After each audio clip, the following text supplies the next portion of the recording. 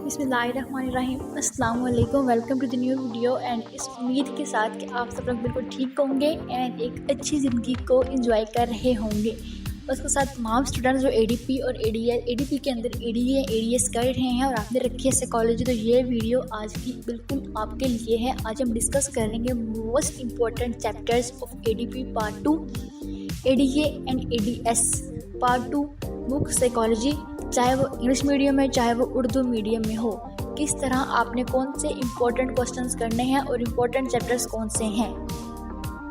तो भाई जनाब स्टार्ट करते हैं वीडियो। और सबसे पहली बात, मैंने लास्ट वीडियो में आपको बताया था, इन द प्रीवियस वीडियो मैंने आपको बताया था कि हम एडीए एडीपी के अंदर एडीए और एडीएस के स्टूडेंट जो साइकोलॉजी पढ़ रहे हैं पार्ट 2 की, उनकी जो बुक है वो चेंज हुई है। यूनिवर्सिटी ऑफ सरगोदा ने जो बुक थी वो चेंज करके अकॉर्डिंग टू पंजाब यूनिवर्सिटीज़ को सेट कर दिया है। तो बुक चेंज हुई है तो इसलिए उसके बाद आपका अब पेपर पैटर्न वही है कि 10 क्वेश्चन आने हैं, आपने कोई से 5 क्वेश्चन अटैम्प्ट करने हैं। ऐसे पार्ट 1 में था, बिल्कुल एज इट इज़ वैसे ही। 80 मार्क्स का आपका पेपर होगा, 20 मार्क्स की आपकी होगी रिसर्च कैसे करनी है, किस तरह करनी है और एक बनी बनाई रिसर्च की रिपोर्ट आपको कहाँ से मिलेगी, वो भी हम आपके साथ इंशाल्लाह एज सुन एज पॉसिबल उसको डिस्कस करेंगे। अब चलते हैं बुक की तरफ। 80 मार्क्स का पेपर है। सबसे पहली बात स्टूडेंट्स, मैंने लास्ट वीडियो में आपसे कहा था, अब फिर कह रही हूँ, अगर आपकी इंग्लिश अच्छी नहीं है and the last spot on the point paper के अंदर बैठ के भी अगर आपको लगता है कि आपको ये क्वेश्चन इंग्लिश नहीं समझ आ रहा, तो आप उसको उर्दू में लिख लें, क्योंकि ADA and ADS psychology book part 2 totally based on concept. अगर आपका कॉन्सेप्ट अच्छा है आप खुद से लिख सकते हैं। आप बुक से रटे रटाई चीज़ों को नहीं लिखेंगे पार्ट 1 की तरह। पार्ट 1 में चीज़ें टू द पॉइंट थी, पेट चीज़ें थी, हमने उठा के रट्टा लगाया लिख दी। अब ऐसा नहीं है। अब अगर आप रट्टा भी लगाएं तो मर के 30 पेज मर के लिख सकेंगे। और मैंने आपसे लास्ट टाइम भी कहा था, साइकोलॉजी की बुक जो सी है, जो पेपर होता है वो डिमांड करता है आपसे एक क्वेश्चन के एटलीस्ट 5 पेजेस। ज़्यादा लंबे भी नहीं करने, क्योंकि उनके पेपर भी वहाँ पे क्वेश्चन जो होते हैं, शीटें भी आपकी शीट्स और लिमिटेड होती हैं, ठीक है ना। तो आपने उसके मुताबिक एक क्वेश्चन को एटलीस्ट 5 पेज लाजमी दें, ताकि 25 के अंदर आपके 5 क्वेश्चन अटैम्प्ट हों। बाकी अगर आप देख सकें, आगे शीटें काउंट कर लें कि आप कितने हैं। अगर ज़्यादा बनती हैं तो आप उसको थोड़ा सा लेंथी और कर सकते हैं।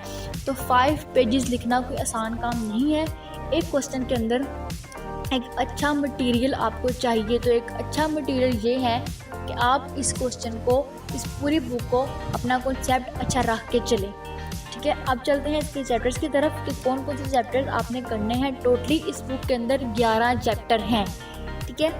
10 क्वेश्चन आने हैं, 11 चैप्टर हैं। अगर आप चाहें तो आपको चैप्टर नंबर 11 यानी कि जो बाब ज़दा है, चैप्टर कौन सा है, उसको छोड़ सकते हैं, आप उसको छोड़ दें।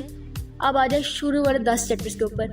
शुरू वाले 10 में से कोई से 7 चैप्टर 1 को और चैप्टर 11, ठीक है, 1 और 11 को निकाल दें। 2 से लेके 10 तक ये 9 चैप्टर्स हैं। इसमें से कोई से 7 चैप्टर आप बहुत अच्छे तरीके से कर लें, ठीक है। 7 चैप्टर्स, अगेन 7 चैप्टर्स आपकी अपनी चॉइस है, आप जो से दिलो 7 चैप्टर्स अच्छे तरीके से कर लें। क्यों?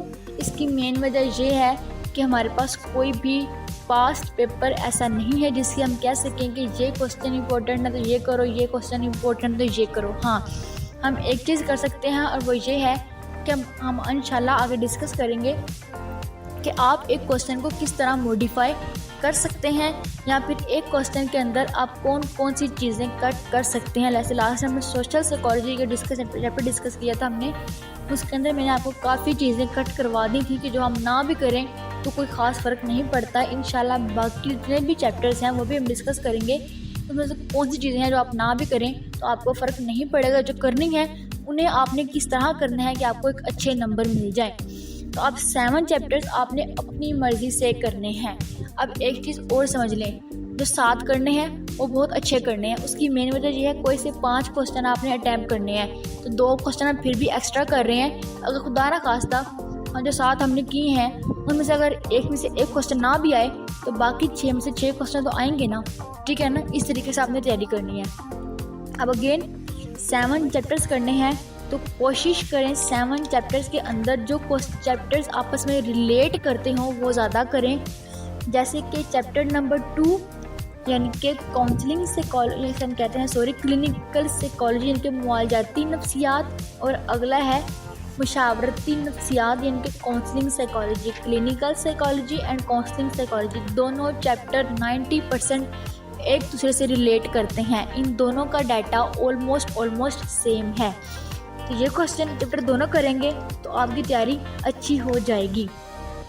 उसके बाद अगर आप करें डेवलपमेंटल साइकोलॉजी, अब डेवलपमेंटल साइकोलॉजी की भी काफ़ी जो चीज़ें हैं ना वो मैच करती हैं चैप्टर 1 यानी कि क्लिनिकल साइकोलॉजी से। तो अब आपने clinical psychology, developmental psychology and counselling psychology, इन तीनों को मिलाकर अगर आप तैयारी करें तो तीनों चैप्टर्स में से चीज़ें आपको सिमिलर नज़र आएंगी और आप आसानी से क्वेश्चन अटैम्प्ट कर सकते हैं। उसके बाद इंडस्ट्रियल साइकोलॉजी बहुत आसान चैप्टर है। इसके अंदर जितनी बातें हैं वो हम अपनी ज़िंदगी में रोज़ इम्प्लीमेंट करते हैं, तो बहुत आसान चैप्टर है, आपको करने में आसानी होगी। उसके बाद अगला जो क्वेश्चन आपने करना है, चैप्टर जो आप कर सकते हैं वो ये है सेहत की नफ्सियात। इसके अंदर सिर्फ एक चीज़ मुश्किल है, वो इसकी हिस्ट्री, और दूसरा है इसके मॉडल्स। इंशाल्लाह हम डिस्कस करेंगे कि आप कैसे हिस्ट्री और मॉडल करें कि आपके ये चैप्टर अच्छे तरीके से तैयार हो जाए। उसके बाद जो अगला चैप्टर है इनके सोशल साइकोलॉजी, समाजी नफ्सियात, इसके मैंने डिस्कस किए थे आपके साथ क्वेश्चंस, तो वहाँ समझ आ गई होगी आपको कि चैप्टर बहुत आसान है, मतलब इसकी चीज़ें जो सी बहुत आसान है याद करने में, ठीक है। उसके बाद अदालती नफ्सियात और खेल की नफ्सियात, इनके स्पोर्ट्स साइकोलॉजी एंड इसे कहते हैं अदालती कहते हैं, जिसका इंग्लिश में वर्ड भूल गया है, तो वो जब जो भी है इसका अदालती नफ्सियात, ठीक है। ये दोनों चैप्टर जो हैं ये बहुत आसान है।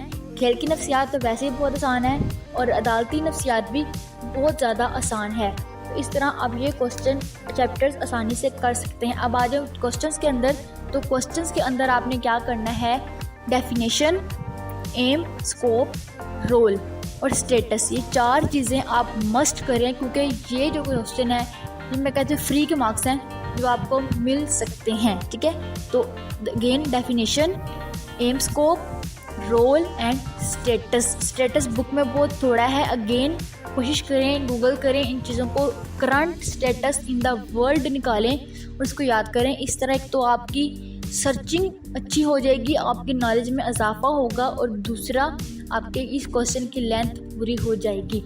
इंशाल्लाह आपको समझ आ गई होगी। कुछ ना समझ आए तो कमेंट सेक्शन में लाजमी बताएं कि हमें ये चीज़ समझ नहीं आई।